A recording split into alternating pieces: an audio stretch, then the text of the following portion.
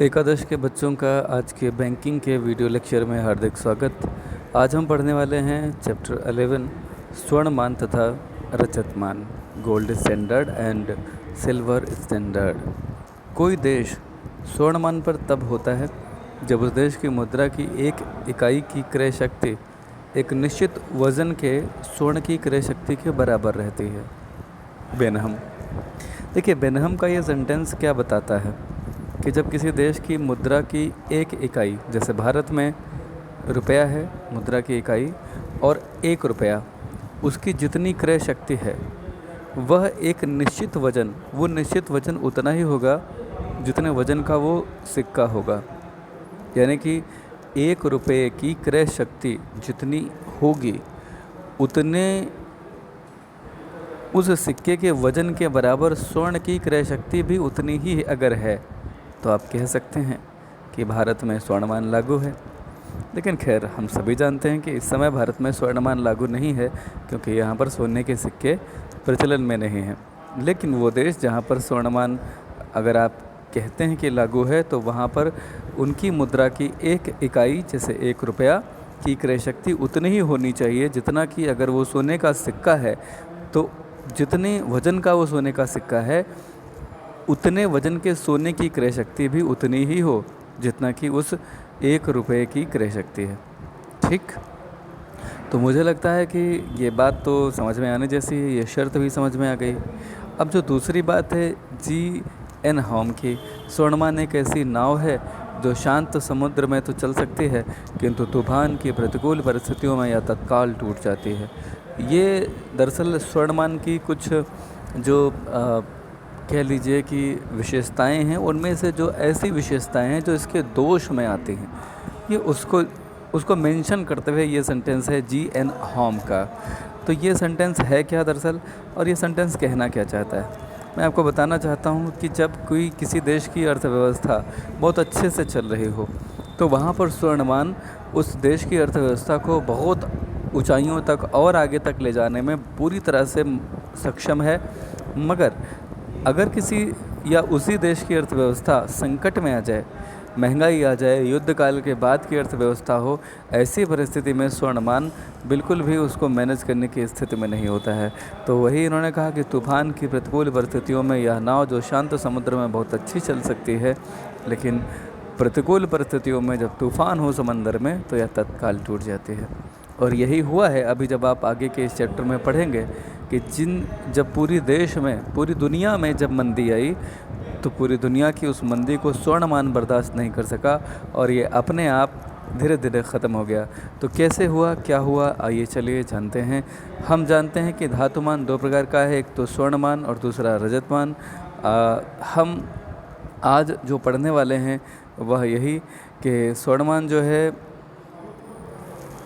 यह सोने के सिक्के काफ़ी ज़्यादा प्रचलित हैं भारत में। तो खैर, सोना एक अपने आप में लोगों की जो है महत्वाकांक्षा और सोने को स्टोर करके या संचित करके रखने की जो इच्छा है, उसकी वजह से सोने के सिक्के काफ़ी लोगों के लिए चर्चा का विषय रहे और इच्छा का भी विषय रहते हैं। लेकिन अगर हम बात करें विश्व में, तो विश्व में 2 धातुमान और 1 धातुमान। अगर 1 धातुमान की बात कर लें चलिए, तो 1 धातुमान में यानी कि या तो सोने या चांदी के सिक्के। तो ऐसी स्थिति में अगर हम देखें तो रजतमान की अपेक्षा स्वर्णमान ज़्यादा प्रचलित रहा। अब क्यों रहा, कैसे रहा, कब रहा, चलिए शुरुआत करते हैं। सबसे पहले स्वर्णमान को 1816 में इंग्लैंड ने अपनाया। किसने? 1816 में इंग्लैंड ने अपनाया। किसको? स्वर्णमान को। ठीक, तो बढ़िया, 1816 और इंग्लैंड। धीरे धीरे संसार के अधिकांश देशों ने इसे अपना लिया। उसका कारण यह था कि एक समय ऐसा था कि इंग्लैंड का पूरी दुनिया के कई सारे देशों पर एक तरह से राज था, राजनीतिक वर्चस्व था या तो राजनीतिक रूप से वो उनके गुलाम देश हुआ करते थे। विश्व में स्वर्णमान का अधिक प्रचलन 19वीं शताब्दी के मध्य से लेकर प्रथम विश्व युद्ध के पहले तक था। 19वीं शताब्दी का मध्य क्या होगा, मैं आपको ये बता दूं। जब हम 19वीं शताब्दी बोलते हैं तो हमारा आशय जो होता है वो 1800 से लेकर के 1900 तक होता है। क्या ये बात क्लियर है? ठीक है। 1800 से लेकर के बेसिकली 1899 तक होता है, क्योंकि जैसे ही हम 1900 में आते हैं ऐसा माना जाता है कि हम 20वीं शताब्दी में एंटर कर गए हैं। तो कुल मिलाकर के ये 19वीं शताब्दी है। 19वीं शताब्दी का मध्य मतलब 1850 ईस्वी के आसपास का समय। तो लगभग वही 19वीं शताब्दी के मध्य से लेकर के प्रथम विश्व युद्ध, आप में से किसी को पता है प्रथम विश्व युद्ध कब हुआ था? चलिए, अभी धीरे धीरे आपको सब पता होता चला जाएगा, डोंट वरी। विश्व में स्वर्णमान को सर्वप्रथम सन 1816 में इंग्लैंड ने अपनाया। धीरे धीरे संसार के अधिकांश देशों ने इसे अपनाया। विश्व में स्वर्णमान का अधिक प्रचलन कब हुआ? 19वीं शताब्दी के बीच, यानी 1850 के आसपास से लेकर के प्रथम विश्व युद्ध के पहले तक। ठीक है। इस अवधि को संसार के मौद्रिक इतिहास का स्वर्णिम युग कहा जाता है। किंतु प्रथम विश्व युद्ध की घटनाओं तथा विश्वव्यापी मंदी ने स्वर्णमान की प्रतिभा को फीका कर दिया। राष्ट्रों ने इसका परित्याग करना प्रारंभ कर दिया। हुआ यह कि 1936 में यह पूर्णतया समाप्त हो गया। आज किसी भी राष्ट्र की मौद्रिक प्रणाली स्वर्णमान पर आधारित नहीं है। तथापि पीली धातु अर्थात स्वर्ण का आकर्षण ये तो अभी भी बना हुआ है। खैर, स्वर्णमान का अर्थ क्या है, चलिए थोड़ा सा जानते हैं। एक बार रिपीट करते हैं। कुछ चीज़ें आपने अभी सुन ली हैं, इवन देन फिर भी आप उसको कोशिश करें अपने जहन में बिठाएं फिर से। देखिए, अर्थ यही है स्वर्णमान का कि ये एक ऐसी मौद्रिक व्यवस्था है। स्वर्णमान स्वयं में एक मौद्रिक व्यवस्था है जिसमें मुद्रा या तो स्वर्ण की बनी होती है या वह स्वर्ण में परिवर्तनीय हो, चेंजेबल हो। इस मान के अंतर्गत स्वर्ण मूल्य मापन का कार्य करता है। यानी कि ज़रूरी नहीं कि सोने के बने हुए सिक्के ही चल रहे हो।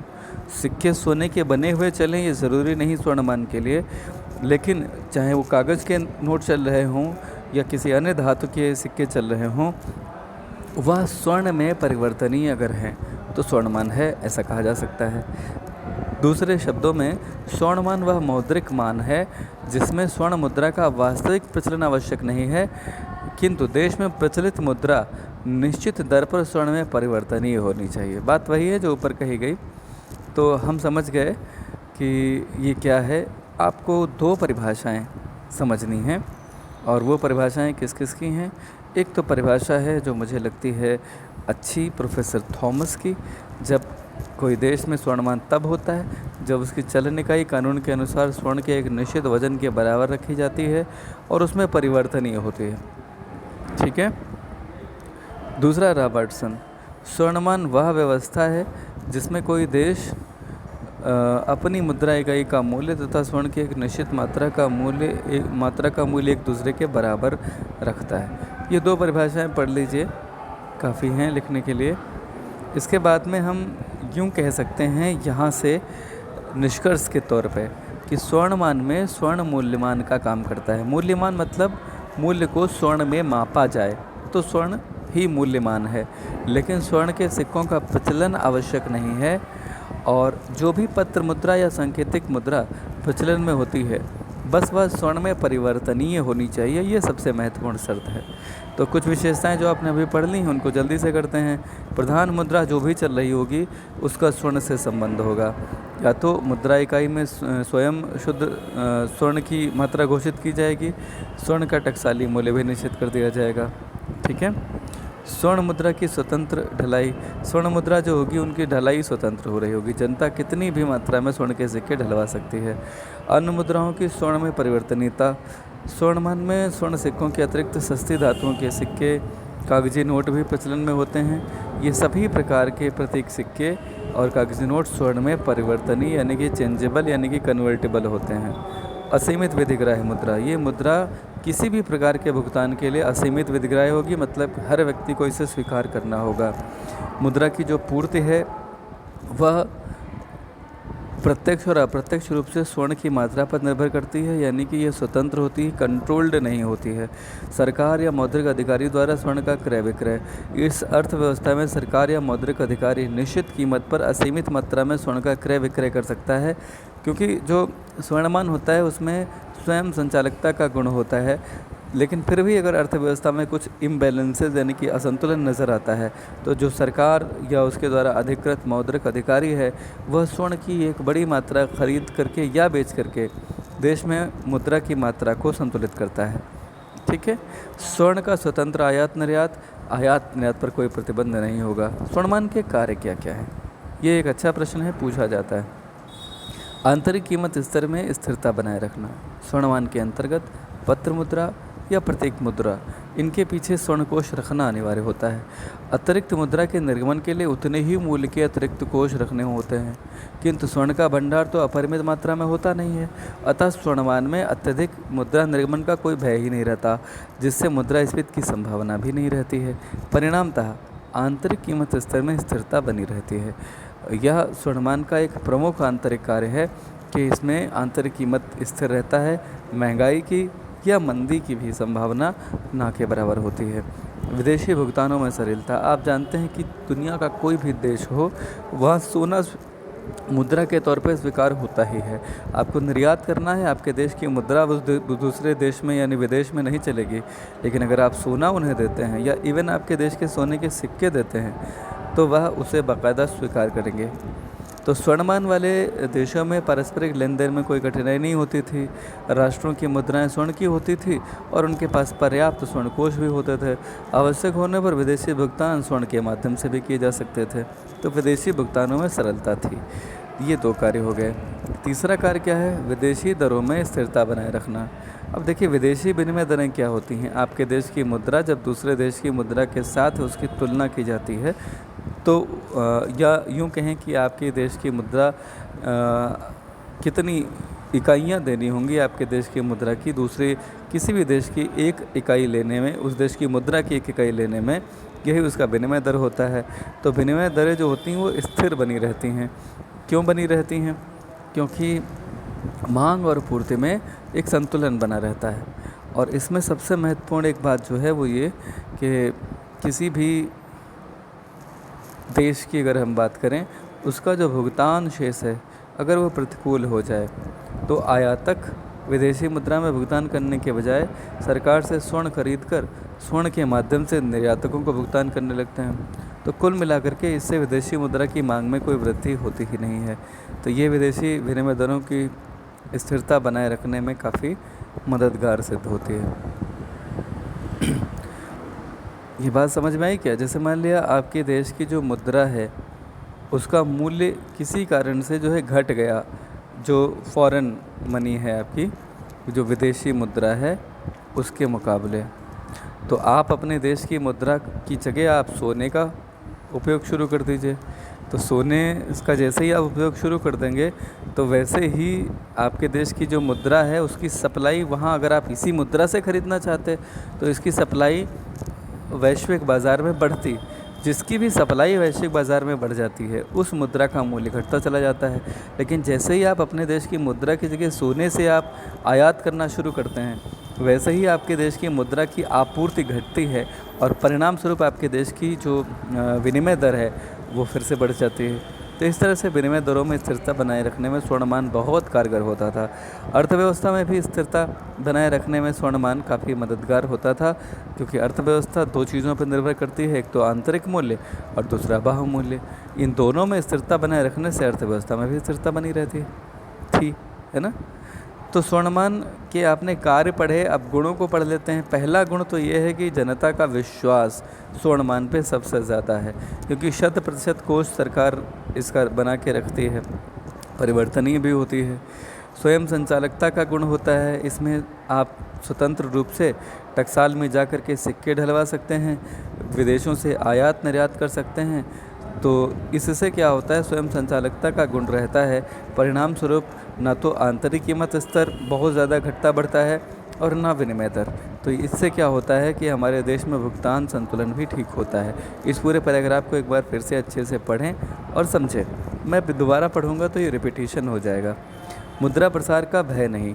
देखिए, मुद्रा प्रसार तो तब होता है जब ज़्यादा मुद्रा छप जाए। आप जानते हैं, आवश्यकता से अधिक मुद्रा देश कोई तभी छाप सकेगा जब उसके पास सोने का असीमित भंडार हो, ऐसा तो होता नहीं है।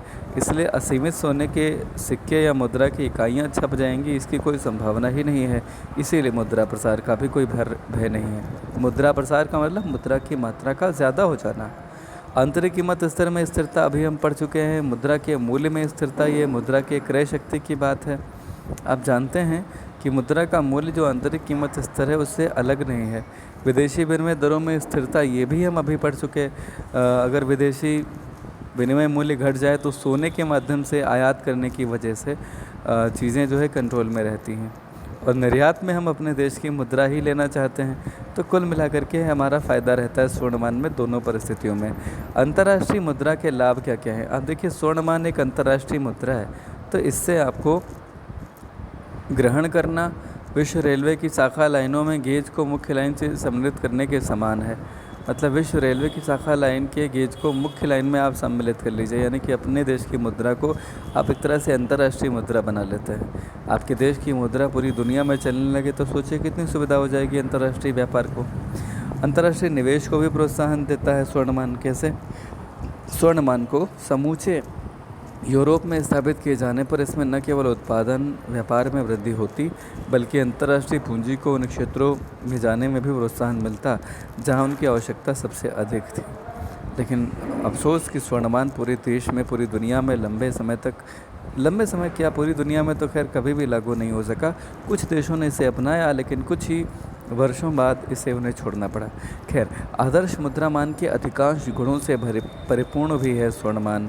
जैसे सर्वमान्यता, सारे लोग इसे स्वीकार करते हैं। परिचयता, स्वर्ण से हर कोई परिचित है। विभाज्यता, स्वर्ण को आप किसी भी मूल्य तक अलग अलग टुकड़ों में बांट के सिक्के चला सकते हैं। ये एकरूपता होता है। टिकाऊ रहने वाली भी धातु है, सबसे ज़्यादा टिकाऊ रह सकती है। मिट्टी में दबे होने पर भी सोने पे कोई फ़र्क नहीं पड़ता, ना इसमें जंग लगता है। तरलता का गुण है।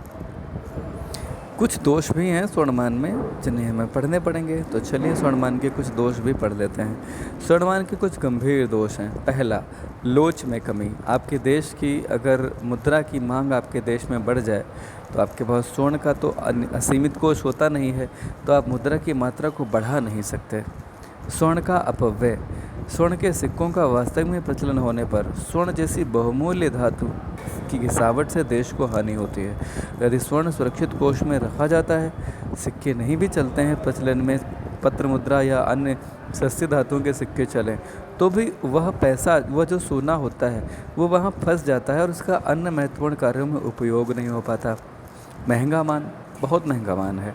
इससे स्वर्ण जैसी बहुमूल्य धातु का प्रयोग इसमें करना पड़ता है, और ये काफ़ी कठिन है किसी भी अर्थव्यवस्था के लिए, और ख़ास तौर से जो गरीब देश हैं या विकासशील देश हैं उनके लिए इतने महंगे मान को मुद्रा मान के तौर पर स्वीकार करना असंभव जैसा है। और एक और बात है स्वयं संचालकता। ये दरअसल थ्योरी में बहुत अच्छी लगती है, लेकिन व्यवहारिकता में ये एक कोरी कल्पना सी लगती है। कैसे? देखिए, व्यवहार में यह मान अपने आप काम नहीं कर पाता। स्वर्ण और मुद्रा की मात्रा के बीच संबंध बनाए रखने के लिए सरकार को हस्तक्षेप करना पड़ता है। कैसे? अभी आपने सुना था ना कि सरकार या उसके द्वारा नियुक्त मुद्रा अधिकारी स्वर्ण की एक निश्चित मात्रा को जब चाहे तब खरीद और विक्रय कर सकता है उसका, ठीक वैसे ही जैसे अन्य व्यापारी कर सकते हैं। तो इस तरह से बड़ी मात्रा में स्वर्ण को या तो खरीद कर या उसे विक्रय करके देश में मुद्रा की जो मांग और आपूर्ति का है वो संतुलन स्थापित करना पड़ता है।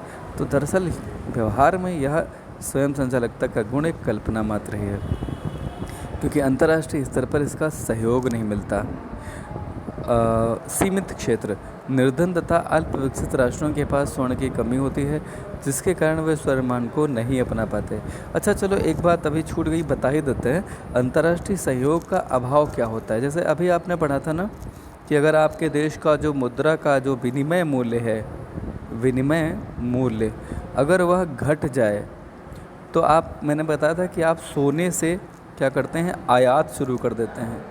सवाल यह है, आप आयात शुरू तो तब कर पाओगे जब विदेश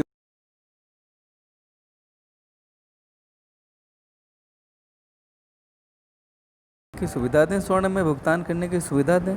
अगर उन्होंने भुगतान स्वर्ण में लेने से मना कर दिया तो। दूसरी बात, जब आप निर्यात करते हैं तो निर्यात में आप अपने देश की मुद्रा का ही भुगतान लेना चाहते हैं, लेकिन फिर वो आपको स्वर्ण में ही भुगतान करना चाहते हैं। तो ये है असहयोग। अगर ये सहयोग नहीं मिलता, व्यवहार में नहीं मिलेगा, क्यों कोई अपना नुकसान करना चाहेगा, है ना। अगर आप इतने समझदार हैं कि आप अपने देश की मुद्रा की जगह सोने में पेमेंट करना चाहते हैं, तो वो भी तो समझदार है, वो आपके देश की मुद्रा में पेमेंट लेना चाहेगा। तो यहाँ पे थोड़ी दिक्कत आती है, शायद आप समझ गए होंगे। सीमित क्षेत्र, निर्धन तथा अल्प विकसित राष्ट्रों के लिए जहाँ स्वर्ण की कमी है, स्वर्णमान बिल्कुल भी दूर की कौड़ी है, इसका कोई मतलब नहीं है। कीमतों में उतार चढ़ाव, खानों से अधिक सोना उपलब्ध हो जाने पर भी मुद्रा की जहां आपूर्ति बढ़ती है, उससे अगर सोने की नई खानों का पता चल जाए तो भी दिक्कत होती है। फिर स्वर्ण के स्वतंत्र आयात निर्यात के कारण ब्याज दरों में भी उतार चढ़ाव आते रहते हैं। इससे भी आर्थिक अस्थिरता की स्थिति बन सकती है। एक और आता है आंतरिक आर्थिक स्वतंत्रता की समाप्ति। कैसे, चलिए जानते हैं। देखिए, स्वर्णमान के अंतर्गत विभिन्न देश स्वतंत्र आर्थिक नीति का पालन नहीं करते, क्योंकि विदेशी विनिमय दर की स्थिरता के लिए वास्तविक मूल्य स्तर का परित्याग करना होता है। ठीक है, तो वो क्या करते हैं, स्वतंत्र आर्थिक नीति का पालन नहीं करते। विदेशी विनिमय दर की स्थिरता के लिए उन्हें आंतरिक मूल्य स्तर का परित्याग करना पड़ता है, यानी कि आंतरिक मूल्य स्तर जो होता है उसमें उन्हें जो भी चीज़ें होती हैं, जो भी परिवर्तन होते हैं, वो उन्हें करने पड़ते हैं। ठीक है, और अभी आपने सबसे पहले एक सेंटेंस पढ़ा था कि शांत समुद्र में चलने वाली सुंदर सी नौका जैसे ही तूफान आती है वैसे ही ये टूट जाती है। तो पॉइंट नंबर 8 में यही कहने की कोशिश की गई है कि स्वर्णमान जो है वह केवल सुख का साथी है। जैसे ही संकट की घड़ी आती है तो यह स्वर्णमान असफल हो जाता है। सन 1914-18 और 1930-34 के संकट के समय जब विश्व युद्ध चल रहे थे, ये विश्व युद्ध के बाद के समय हैं। 1911 से प्रथम विश्व युद्ध शुरू हुआ और 14-18 के बीच में एक भयंकर मंदी काल का समय था, और ऐसे ही 30 से 34 का ये संकट काल, युद्ध काल, द्वितीय विश्व युद्ध के दौरान का, जिसमें भी बड़ी समस्याएं थी। तो स्वर्णमान वहाँ पे पूरी तरह से असफल रहा। संकट का स्थानांतरण, स्वर्ण के स्वतंत्र आयात निर्यात होने के कारण एक देश का आर्थिक संकट आसानी से अन्य देशों में भी संक्रामक हो उठता है। जॉन विलियम्स कहते हैं कि स्वर्णमान समय समय पर एक देश से दूसरे देश में भी मंदी और कभी कभी तेज़ी फैलाने का साधन रहा है। तो ये आपने पढ़े, स्वर्णमान क्या है और इसके गुण दोष आपने पढ़े। अब हम आगे पढ़ेंगे स्वर्णमान के स्वरूप, लेकिन कल के वीडियो में। आज के लिए इतना ही। बहुत बहुत धन्यवाद।